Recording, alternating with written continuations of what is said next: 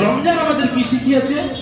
রমজান আমাদের শিখিয়েছে নিজের নফসকে নিয়ন্ত্রণ করা। বলুন সুবহানাল্লাহ। কি শিখিয়েছে বলে? আরে বলবেন তো কি শিখিয়েছে? নিজের নফসকে কন্ট্রোল করা। এটাই আমাদের রমজান শিখিয়েছে। বলুন সুবহানাল্লাহ। রমজান আমাদের এটাই শিখিয়েছে। ইফতার আমাদের এটাই শিখিয়েছে যে প্রত্যেকটা মানুষ তারা সবর ধারণ করতে পারে, তারা ধৈর্য ধারণ করতে পারে। আমাদের ইফতার আমাদের এই শিক্ষা দিয়েছে। বলুন সুবহানাল্লাহ।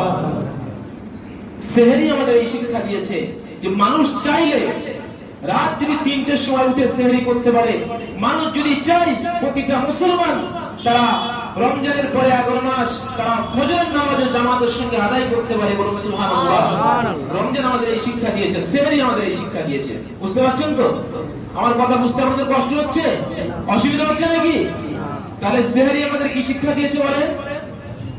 বলেন, বলবেন তো? ফজরের নামাজ জামাতের সঙ্গে আমরা যেন আদায় করতে পারি, সেহরি আমাদের এই শিক্ষা দিয়েছে। আরেকবার বলেন দেখি, সেহরি আমাদের কি শিক্ষা দিয়েছে? রমজান আমাদের কি শিক্ষা দিয়েছে? বলেন। আমরা নিজেকে নিয়ন্ত্রণ করতে পারি। বলেন, আমরা নিজেকে আওয়াজ নেই, কোনো আওয়াজ নেই। আওয়াজটা নেই কেন আমি বুঝতে পারছি না। আমার কথা বুঝতে আপনাদের কষ্ট হচ্ছে? রমজান আমাদের কি শিক্ষা দিয়েছে?